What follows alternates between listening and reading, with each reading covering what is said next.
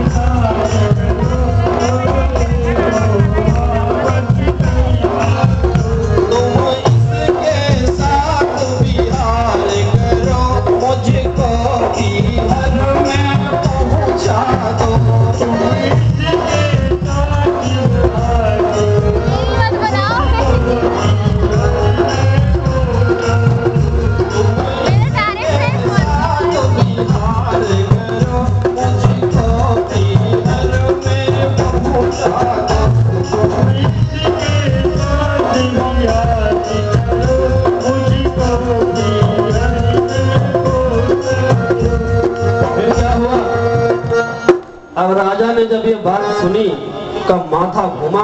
अगर जिस बात का मुझे डर था वही हुआ। 2-4 महीना रहने की बात छोड़ दो, अभी डोली से नीचे भी नहीं उतरी है कि लड़ाई चालू हो गई। राजा ने बहुत निवेदन किया लेकिन मानने को तैयार नहीं है। मेरी डोली वापस करवा दो, मुझे यहाँ नहीं रहना है। जब राजा अब सोच रहे कि डोली को वापस करवा ही दे क्योंकि रह नहीं पाएगी।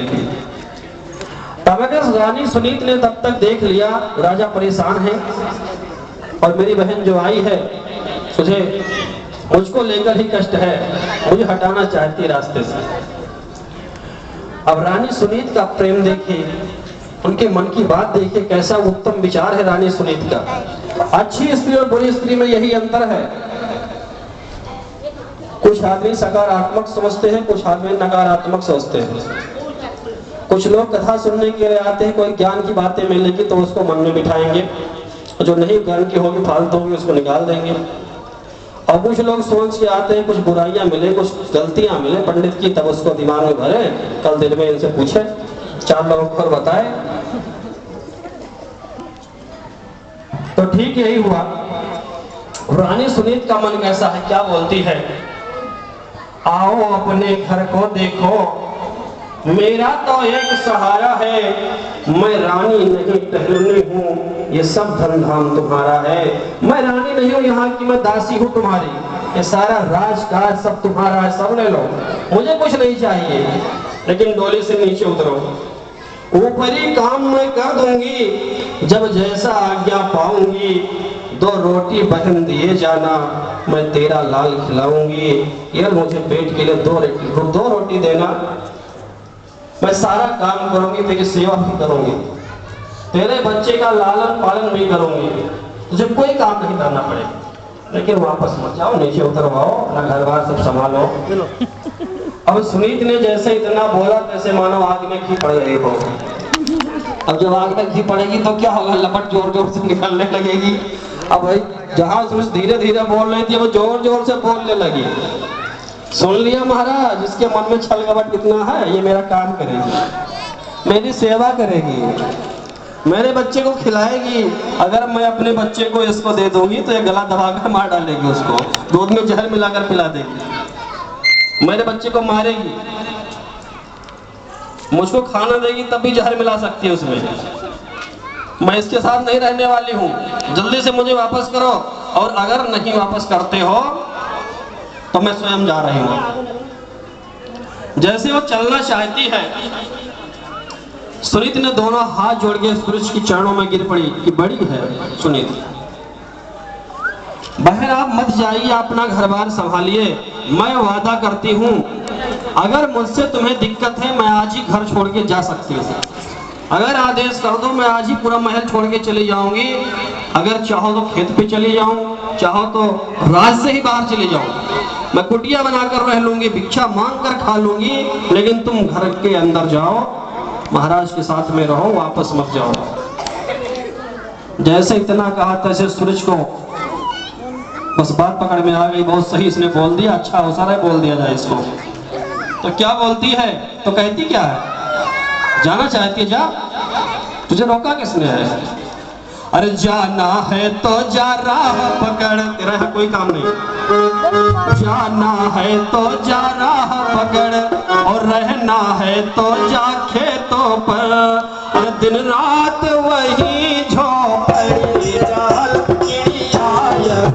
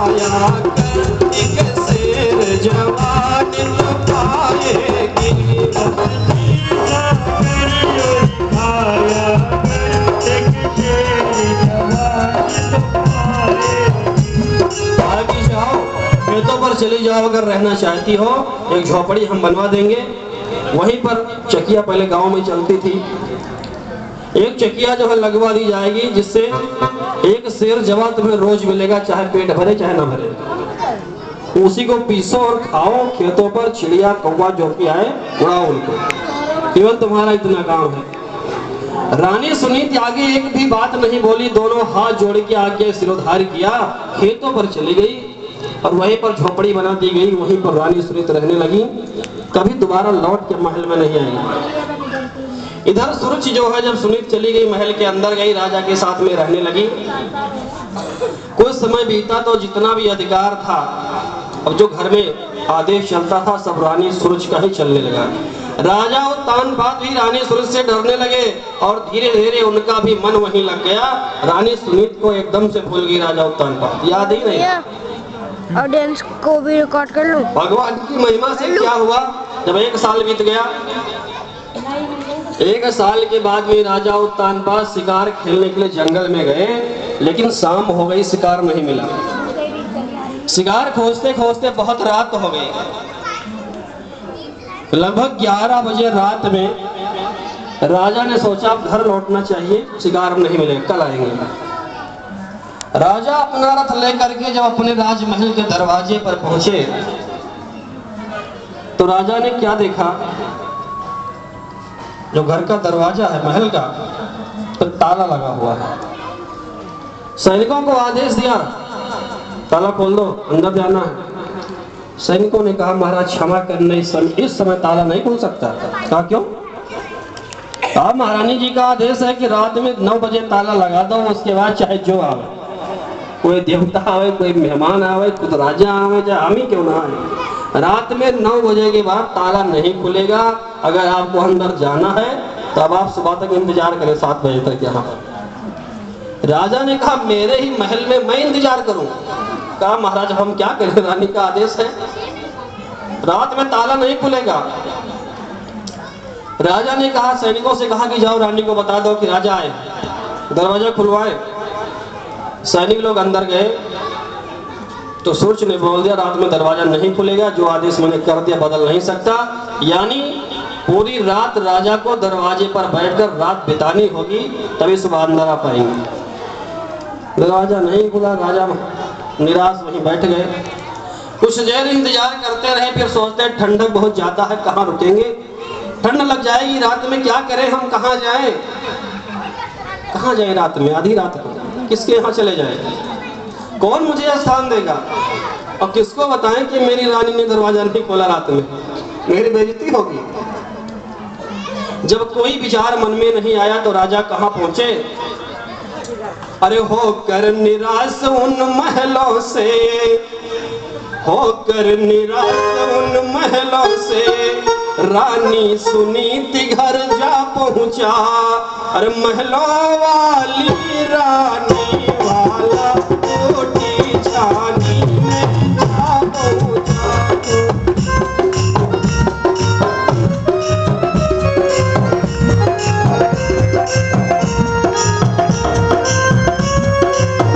महलों वाली रानी वाला कोठी छानी में जा पहुंचा।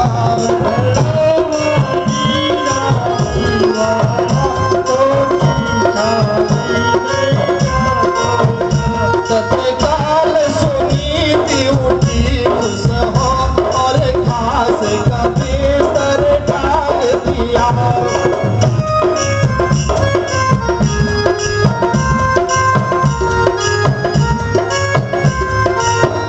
तत्काल सुनीति उठी खुश हो और घास का बिस्तर डाल दिया।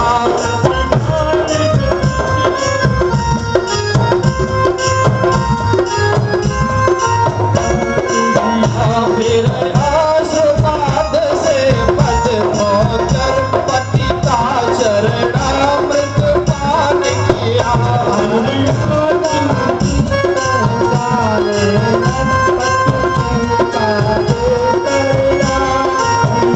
फिर आशीर्वाद से पद होकर पति का चरणामृत पान किया।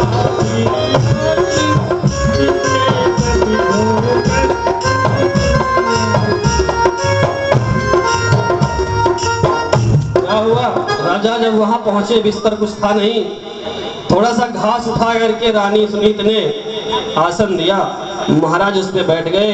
फिर लिखा गया रानी इतना रोती है, सारी कहानी जान करके कि आंसुओं से ही राजा का पैर धुल गया। ऐसा बात संयुक्त ही है, विद्वानों ने लिख दिया है। लेकिन अगर देखा जाए तो पति का चरण धो करके चरणामृत पिया रानी सुनीत ने। फिर बातचीत होने लगी, राजा ने सारी बात बताई। मैंने मना किया था शादी मैं नहीं करूंगा, लेकिन तुमने जिद की, अब उसी का फल हम लोग भोग रहे हैं।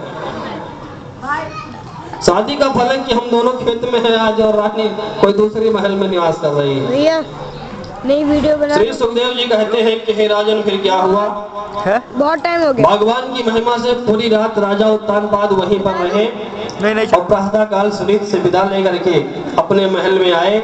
उसी रात के संयोग से भगवान की महिमा से रानी सुनीत ने गर्भ को धारण किया और सही समय आने पर रानी सुनीत ने उसी झोपड़ी में एक सुंदर बालक को जन्म दिया। बोले आनंद कंद भगवान की।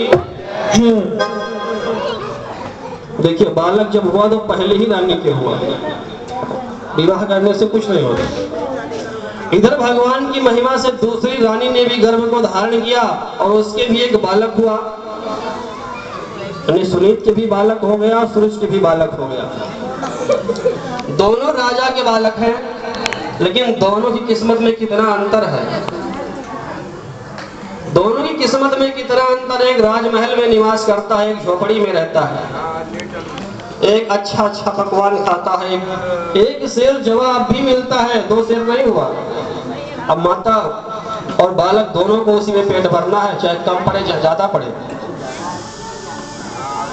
फिर क्या होता है, धीरे धीरे दोनों बालक बड़े हो रहे हैं। जब दोनों बालक बड़े होने लगे, लेकिन अब राजा के ही दोनों बालक हैं, तो राजा का लगाव दोनों बालकों पर। जब दोनों बड़े होने लगे तो राजा ने ऐसी व्यवस्था कर दी कि अब जो सुनीत का बालक था वो भी धीरे धीरे राजमहल की तरफ खेलने के लिए जाने लगा और दोनों बालकों में आपस में मित्रता हो गई। तो लड़के बहुत जल्दी हिल मिल जाते हैं, आपस में खेलने कूदने लगे। सुनीत के बालक का नाम राजा उत्तानपाद ने ध्रुव रखा और सूरज के बालक का नाम उत्तम रखा। दोनों बालकों का नामकरण संस्कार हो गया। भगवान की महिमा से एक दिन दोनों बालक राजमहल में एक साथ थे। राजा उत्तानपाद सिंहासन पर बैठे हुए थे और अपने सूरज के बालक को, जो उत्तम था, उसको गोदी में ले खिला रहे थे। तब तक ध्रुव जी आ गए। जब ध्रुव जी आ गए तो देखा जाता है कि अगर एक बाप के 4 लड़के हों तो चारों लड़कों पर बराबर प्रेम नहीं बना रह पाता। जो लड़का पास में होता है उस पर प्रेम कम होता है। जो लड़का परदेश कमाने चला जाता है, वो अगर किसी दिन आ गया बीच में तो उसका सेवा सत्कार ज्यादा होता है। एक मेरा भाई गया हुआ वहाँ पे गाँव जिगना हो जाता है। उनसे हम मिलके आए भैया।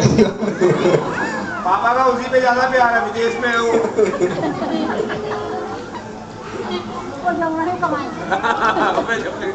तो राजकुमार उत्तम तो रोज राजमहल में रहते, राजा रोज खिलाते हैं। अब ध्रुव अचानक आ गए हैं तो राजा ने क्या किया, उत्तम को अपनी गोदी से नीचे उतार दिया और दौड़ करके ध्रुव को उठाकर अपनी गोदी में लेकर अपने गले से लगा लिया और बड़े प्यार से हाथ सहलाने लगे। जब ध्रुव के सर पे हाथ सहलाने लगे, इतने में क्या हुआ कि सूरज कहीं दरवाजे के पास खड़ी ये सारी कहानी देख रही थी। मारे क्रोध में भर गई, राजा की इतनी हिम्मत, मेरे बालक को गोदी से उतार दिया और झोपड़ी में रहने वाले उस बालक को गोदी में उठाए खिला रहे हैं। मारे क्रोध में भर गई, दौड़ करके राजा के पास पहुंची, ध्रुव के हाथ को पकड़ा और खींच करके झटक कर नीचे गिरा दिया। क्या हुआ कि पकड़ी बाहा अरे बालक ध्रुव केरी और मंदिर बाहर दिन खदेरी। घर से बाहर भगा दिया। मंदिर बाहर, घर को मंदिर कहते हैं और लोग शंका कर रहे होंगे मंदिर कैसे कहते हैं। प्रमाण है इसका, सुंदरकांड में लिखा गया कि जब हनुमान जी लंका में गए थे तो वहां पर जब लंका में घूम रहे हैं तो वहां पर लिखा गया कि मंदिर मंदिर प्रतिकर शोधा देखो जाता अतुलित जोधा। जब लंका में निशाचर रहते हैं तो हर घर को मंदिर क्यों लिखा गया। और कुछ लोग कहते हैं विभीषण उसी लंका में रहते थे, भगवान के भक्त थे, उनके घर को मंदिर कहा गया। आगे गोस्वामी जी ने लिखा है गयो दशानन मंदिर माही, उस कमरे को भी मंदिर लिख दिया जिस कमरे में रावण सोया हुआ था। तो कुल मिलाकर कहने का मतलब यह है कि घर की पर्यायवाची मंदिर होता है। तो पकड़ी बाहा अरे बालक ध्रुव केरी और मंदिर बाहर दिन खदेरी। तो रोवत ध्रुव अरे माता ढींग आयो और तुरत ही जननी गोद उठा हुए ध्रुव जी अपनी माता के पास झोपड़ी में पहुंचते हैं, रो रहे हैं। सुनीत ने देखा मेरा बालक रो रहा, दौड़ करके अपने गले से लगा लिया। क्या हुआ मेरे लाल, क्या हुआ, क्या किसने मार दिया है? रोते रोते ध्रुव जी ने सारी बात बता दी।